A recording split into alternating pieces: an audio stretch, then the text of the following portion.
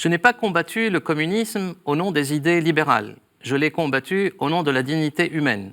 Cette citation résume à elle seule, peut-être, à merveille, l'essence du combat d'Alexandre Solzhenitsyn. Le combat pour la dignité humaine et son élévation. Le combat de toute une vie. La marque de toute une œuvre littéraire cathédrale, c'est celle d'un croyant engagé qui connut l'athéisme et ses impasses et la lumière joyeuse de la reconversion spirituelle. Notre émission d'aujourd'hui est doublement spéciale. En premier lieu, parce qu'elle est quasi entièrement consacrée à Alexandre Solzhenitsyn, une des plus grandes figures et consciences de l'humanité au XXe siècle. Né en 1918, il y a 100 ans, rappelé à Dieu en 2008, il y a 10 ans.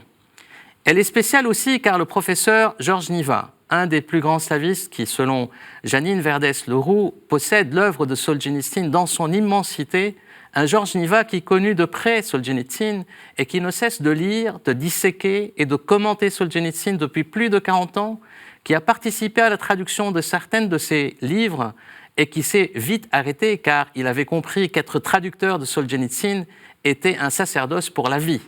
Georges Niva nous fait le grand honneur de venir sur le plateau de l'Orthodoxie ici et maintenant pour nous parler de l'auteur de l'Archipel du Goulag, ce livre monument qui, pour Michel Houellebecq, changea le monde et sonna le glas du marxisme. Exceptionnellement, notre journal de l'Orthodoxie cédera sa place donc à un grand entretien plus élargi avec Georges Niva qui sera suivi en fin d'émission à l'occasion de la Semaine de l'Unité de la belle vidéo promotionnelle du CD « Les Voix de l'Unité » où le chant vespéral orthodoxe, Lumière joyeuse, est magnifiquement chanté par les séminaristes orthodoxes du séminaire Sainte-Geneviève et les séminaristes catholiques du séminaire Saint-Sulpice. Une belle expression de l'un dans le multiple. Prix Nobel, je disais, de littérature en 1970, auteur de l'Archipel du Goulag. Solzhenitsyn connut la dissidence, la clandestinité, le goulag, l'exil intérieur et extérieur, la reconversion spirituelle, le retour à la mère patrie, la Russie éternelle, où depuis 2008, il repose en Christ dans la nécropole du monastère Donskoï de Moscou. Pour parler de l'exemplarité unique de Solzhenitsyn et de sa grande singularité, j'ai le grand plaisir de recevoir M. le professeur Georges Niva, qui vient de diriger la publication aux éditions des Sirtes d'un excellent catalogue, celui de l'exposition Alexandre Solzhenitsyn, un écrivain en lutte avec son siècle, aux éditions des Sirtes, qui eut lieu à la mairie du 5e arrondissement de Paris, du 19 novembre 2018 au 10 janvier 2019. Ce beau catalogue avait été précédé par la publication en 2011 d'un ouvrage collectif encore plus volumineux, toujours sous la direction de Georges Niva, aux éditions des Sirtes, sous le titre « Alexandre Solzhenitsyn, le courage d'écrire ». Georges Niva est spécialiste et traducteur des œuvres de Solzhenitsyn. Son ouvrage « Le phénomène Solzhenitsyn », publié en 2009 aux éditions Fayard, quelques mois après la mort de Solzhenitsyn, fait autorité en la matière. Il est professeur honoraire à l'Université de Genève, un des plus grands slavistes connus et reconnus qui, de Pouchkine à Solzhenitsyn, en passant par Tolstoï, Tchekhov, Bloch et d'autres, n'a eu de cesse d'analyser les âges russes. Son livre, d'ailleurs, Les 3 âges russes, publié aux éditions Fayard, en témoigne et comporte des clés indispensables pour comprendre et décrypter la Russie éternelle, cette Russie de Gaulle, d'hier et d'aujourd'hui. Nous allons l'interroger sur le phénomène Solzhenitsyn, l'homme, l'auteur, le militant, le dissident, le croyant, le prophète lanceur d'alerte, comme on dirait aujourd'hui, et ce qu'il dit pour l'humanité d'aujourd'hui, un peu déboussolée et en quête de sens.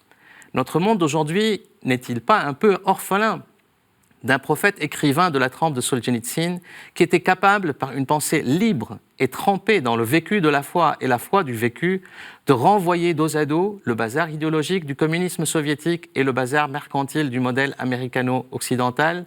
Nous évoquerons aussi avec Georges Niva Solzhenitsyn, l'homme de la foi retrouvé. Le théologien orthodoxe Olivier Clément, décédé en 2009, lui consacra dès 1974 un livre, L'esprit de Solzhenitsyn, aux éditions Stock, dans lequel il analyse les sources spirituelles qui nourrissent l'œuvre de Solzhenitsyn. Georges Niva, bonjour. Bonjour. Commençons par l'homme en premier. Qui était Solzhenitsyn ? Je pense que c'était dans sa jeunesse un adolescent étonnant d'énergie. L'énergie est sans doute sa première qualité. Moi, je l'ai connu un peu plus tard, évidemment, quand il est arrivé en Occident. Il est venu à Zurich où il avait son avocat, première raison, mais la deuxième, c'est la ville où a longuement séjourné Lénine. Et par conséquent, il voulait s'imprégner de cette ville, de la ville, de la topographie, des lieux, des cafés, des Weinstube dans lesquels Lénine avait vécu avant de rentrer dans le wagon plombé pour enflammer davantage la révolution russe. Alors je suis allé chez lui en Amérique parce que j'ai été invité à Cavendish, où il séjournait. J'avais un congé académique à l'université de Harvard qui était à 200 miles. Et j'ai eu le plaisir, l'honneur de séjourner chez lui, donc de voir comment il travaillait, comment il vivait avec sa famille. Son dernier fils, Stéphane, était encore tout jeune et occupé à dactylographier son dictionnaire de l'élargissement de la langue russe. Parce que Alexandre Solzhenitsyn, qui avait une piété folle pour le grand dictionnaire de la langue russe vivante de Vladimir Dal, qu'il l'a recopié, il le savait quasiment par cœur. Ce dictionnaire qui est déjà très large, si on le compare au Littré, il voulait encore l'élargir parce qu'il pensait que la langue russe avait une capacité d'élargissement ou de respiration lexicale qui n'était pas encore suffisamment exploitée. Bon, je l'ai revu ensuite à Moscou, il est rentré à Moscou. Et je connais la maison où il a habité à Troïtso-Lukovo, où habite sa veuve, Natalia Dmitrievna. J'ai donc vu sa bibliothèque étonnante, parce que c'est... Vous savez, il a été bagnard. En principe, un bagnard, ça n'a pas de grandes archives. Justement. Il a d'énormes archives. Comment il a réussi à garder toutes ces archives ? C'est-à-dire qu'il inspirait, je pense, souvent confiance aux gens qu'il croisait dès sa jeunesse. Il a inspiré confiance, par exemple, à des personnes, deux couples, qui connaissaient déjà le bagne soviétique, le goulag, qui y avaient été et qui l'ont rencontré à un moment où Alexandre Solzhenitsyn était un marxiste fanatique. Parce qu'il ne faut pas cacher ça. Bien sûr. C'est un peu paradoxal dans la mesure où il est quand même le petit-fils d'un ennemi du peuple, parce que son grand-père maternel était un self-made man, assez simple, sans culture, mais qui a fondé une immense propriété agricole en important des machines maçonneuses américaines, le tout premier, et qui évidemment a tout perdu, qui a vécu de la mendicité pendant 3 ans. Il y a un chapitre dans son... on peut dire une espèce d'autobiographie en vers qui s'intitule « Le chemin des forçats », qui raconte, qui est dédié à ce grand-père, qui raconte en particulier la foi chrétienne de ce grand-père.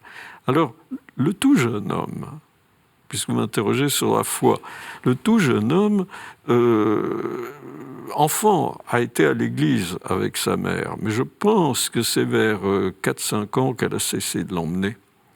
Parce que dans le monde et la société soviétique, c'était véritablement inhiber son avenir que de continuer à l'emmener à l'église. Donc il a entendu des offices, des chants, des hymnes orthodoxes. Tout enfant, il en est resté quelque chose, c'est lui qui le dit. Qui se sont enfouis en lui. Mais ensuite, il est devenu athée, il est devenu marxiste, il est devenu révolutionnaire, il croit dans l'utopie révolutionnaire. Et il a mis beaucoup de temps, si vous faire voulez, sa mutation. À ouvrir les yeux. Et où était le déclic là-dessus ? Comment cette mutation s'est opérée ? Parce qu'il y a un très beau poème aussi où il parle justement de cette... C'est très lent. Il n'y a pas une mutation, ce n'est pas une conversion, si vous voulez. C'est un cheminement. il écrit un texte qui s'appelle « Aime la Révolution ». Ce « Aime la Révolution » est un texte passionnant. C'est un des derniers publiés, mais c'est écrit bien avant Une journée d'Ivan Denisovitch, par lequel a commencé la gigantesque carrière d'Alexandre Solzhenitsyn.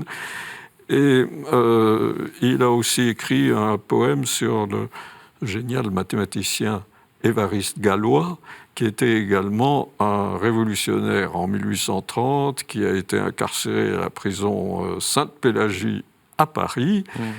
Et ce poème juvénile, c'est un poème où il s'identifie à Évariste Galois. Il est un détestateur du bourgeois et de la monarchie.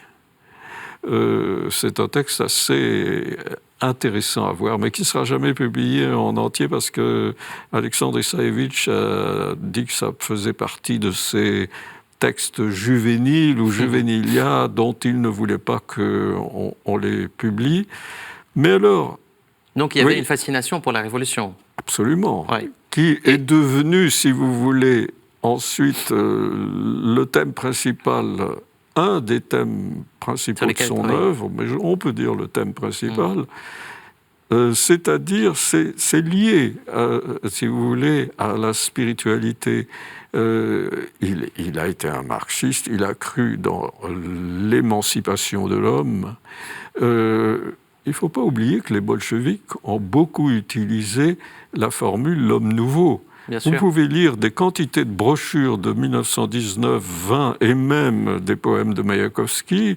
Les formules semblent venues tout droit des épîtres de Saint Paul sur l'homme nouveau. Absolument, tout à fait. Puis il y avait la dimension messianique aussi. Il y croyait, cet homme nouveau, tout à fait. Il avait des petits doutes. Parce que, si vous voulez, 1930, il est encore un jeune garçon, il a 12 ans, 13 ans, il voit les journaux, il voit que le complot, par exemple, des ingénieurs soviétiques, il y en a eu plusieurs, il y a eu 3 procès, et il se demande, enfin, comment ça se fait ? Hier, c'était nos héros, et aujourd'hui, ils sont des traîtres, des vendus, des agents du Japon, etc. Mais ce n'est pas un doute qui le tourmente, c'est plutôt un doute scientifique. Il y a des imperfections dans cette révolution. Il est encore acquis, en fait, à la révolution, mais effectivement. Oui. Alors, ensuite... Alors, c'est le stalinisme, en fait, qui va être la... Non, le stalinisme, il cohabite. Disons... Dans les années 30, je pense qu'il n'est pas très, inquiet du stalinisme. Évidemment, son arrestation, alors en 1945, c'est dû au fait qu'il imagine, avec son copain Koka, une Russie toujours socialiste, mais qui serait débarrassée du grand caïd, comme il dit, et c'est passé par la censure militaire. Naturellement, il a été arrêté, il était déjà capitaine, et il tombe de son haut. Vous savez, ça, il le décrit, vous savez. Une forme de chute. Un des grands... une des choses qui m'attache, si vous voulez, à lui, en plus de l'énormité de l'œuvre, de l'énergie d'écriture, mais c'est aussi une sorte de confession extrêmement intime. Vous savez, les ennemis de Solzhenitsyn, il y en a des légions. Il y en a des légions ici qui n'ont pas voulu d'une place Solzhenitsyn à Paris. Il y en a beaucoup plus encore en Russie qui pensent que c'est lui qui a fait tomber notre belle Union soviétique. Il y en a en Amérique, il y en a partout. Mais la plupart tirent les armes contre lui de ses confessions. Les confessions qu'il introduit dans l'archipel du Goulag, qu'il introduit dans d'autres textes, parce que c'est un homme qui ne cache rien. Enfin, c'est toujours très difficile d'affirmer « il ne cache rien ». Nous cachons peut-être tous quelque chose. En tout cas, le docteur Freud le pensait. Mais si vous voulez, il donne l'impression un petit peu, parce qu'il y a un effet, si vous voulez, comme Saint-Augustin. C'est-à-dire, je ne peux me lancer vers la lumière que après avoir vraiment confessé la noirceur de ce que j'ai commis. Alors, Alexandre Solzhenitsyn, je pense, a commis moins de péchés qu'Augustin, à juger par les textes de l'un et de l'autre. Mais il a des péchés, il les confesse. Et d'un bout à l'autre de sa vie, cet élément de sincérité existe. Maintenant, pour ce qui est des leçons, il y a eu la leçon de la défaite en 1941. Si vous voulez, ça a été terrible. Disons, lorsque Hitler est entré, l'armée rouge a été bousculée, ça a été une effroyable débandade. Bien sûr. Il le décrit dans Aime la Révolution. C'est quelque chose qui lui a serré le cœur et puis qui lui a mis des doutes. Comment se fait-il que notre armée, dirigée par le grand dirigeant, soit en déroute pareille? Ensuite, il fait son école d'officier, il devient officier, il fait la guerre exactement aux mêmes endroits que son père pendant la guerre de 14-18. Ça joue un rôle dans la Roue Rouge, parce que ce père, il n'a pas connu. Le père est mort 6 mois avant la naissance d'Alexandre. Mais à partir d'un certain moment, il a commencé à se poser des questions sur ce père. Et la principale question, une des questions, c'est il aurait combattu avec les Blancs ou avec les Rouges, s'il avait continué à vivre normalement. Il est mort d'un accident stupide de chasse pendant une permission en 1918. Il ne l'a jamais connu. Mais la grande école, c'est évidemment le bagne, c'est le goulag. C'est ça, c'est le goulag qui est l'expérience la plus tragique, en fait, pour lui. Oui, tragique. Si vous lisez son roman magnifique, Le Premier Cercle, en russe c'est dans le premier cercle, ceux qui sont dans le premier cercle, comme dans la Divine Comédie de Dante, il y a le premier cercle où sont les sages de l'Antiquité, qui sont des sages, mais qui n'ont pas connu le Sauveur. Par conséquent, ils sont quand même dans l'enfer, mais dans un premier cercle. Et là, les savants, rassemblés par Staline, c'est son idée, dans ma prison, ils sont dans le premier cercle. Je les nourris bien, ils sont débarrassés de leurs femmes, leurs enfants, leurs maîtresses, leurs soucis, leurs rivaux, leurs concurrents. Ils vont travailler encore beaucoup mieux dans ma prison que dans la vie libre. Et c'est tout à fait exact. Un grand nombre d'inventions soviétiques, l'avion Tupolev l'a dessiné dans une charachka. Et c'est dans cette charachka que peut-être intervient l'école définitive pour Alexandre Solzhenitsyn. En tout cas, il en ressort ce roman qui est un roman plein d'énergie, de gaieté, d'ironie, de satire. C'est pour ça que, si vous voulez, le mot tragique ne me semble pas tout à fait convenir. Et aujourd'hui, en fait, quel regard il porterait sur la Russie d'aujourd'hui? Parce qu'à un moment donné, quand il s'apprêtait à retourner, en fait, il dit « L'horloge du communisme a sonné tous ses coups, mais l'édifice ne s'est pas encore écroulé. Et il ne nous faudrait pas qu'au lieu d'en sortir libérés, nous périssions écrasés sous ses décombres. » Quel regard il porterait aujourd'hui sur la Russie d'aujourd'hui? Et ses ambivalences. Ça, c'est très difficile à dire. Tout ce qu'on peut dire, c'est que lui, il voyait une démocratie par le bas. C'est ça. Et pour cela, il pensait qu'il y avait certains éléments dans l'histoire russe. Bon, l'histoire russe, c'est plutôt une histoire de l'autocratie, d'un pouvoir fort. Mais il pense que le Zemstvo, qui a été fondé par Alexandre II, le tsar libérateur, c'est-à-dire le self-government, le gouvernement local à la base. Et là, il faut rappeler que le médecin, le docteur Anton Tchekhov, était employé du Zemstvo. Et le Zemstvo devrait être la nouvelle base, avec ensuite des délégations. C'est tout le contraire de la verticalité du pouvoir. C'est la démocratie représentative, participative à la base. Oui, je ne vous dis pas que c'est la démocratie des Gilets jaunes, hein. Non, mais il pense que pour la Russie, il faut une démocratie à la base et un pouvoir fort en haut.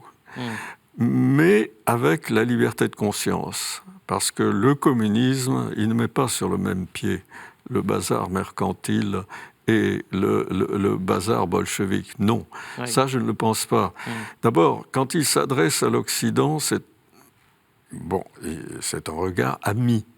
Un regard ami. Il ne veut pas dire ce que l'Occident voudrait, à savoir nous sommes mieux que ce que vous avez contribué à faire tomber, à savoir le communisme. Non. Mais il est critique quand même. Il a déclenché l'avalanche, on peut le dire. Enfin, il est un de ceux qui ont déclenché l'avalanche parce qu'il y avait quand même d'autres résistants moraux en Russie. Il est celui qui a peut-être concentré le plus d'énergie dans cette résistance morale. Mais l'académicien Sakharov est aussi un exemple remarquable. Bien sûr. Sauf que, si vous voulez, le grand thème qu'il y a dans le premier cercle, c'est aussi dans quelle mesure nous avons le droit de collaborer avec le tyran, en tant que prisonnier, mais aussi en tant que citoyen, sujet politique. Jusqu'où avons-nous le droit de collaborer? C'est une question morale très importante. Sakharov est allé assez loin. Sakharov est le père de la bombe à hydrogène. Et en même temps, lui a subi une conversion extraordinaire. Pour Solzhenitsyn n'était quand même pas l'équivalent scientifique de Sakharov. Et le dialogue entre les deux hommes est très intéressant. C'est le dialogue, si vous voulez, entre slavophiles et occidentalistes sur lequel est construite toute la culture russe depuis le fond des âges, mais surtout depuis 1830. Qui reste très d'actualité aussi. Actuellement, il n'y a plus beaucoup d'occidentalistes de moins en moins en Russie. Et c'est un des problèmes. Si vous voulez, ce grand débat dans lequel Solzhenitsyn occupe une place éminente, mais où peut-être, à la fin de sa vie, il n'a pas toujours eu la même proportion de réponses, si vous voulez. Il est un combattant. À mes yeux, il est un combattant.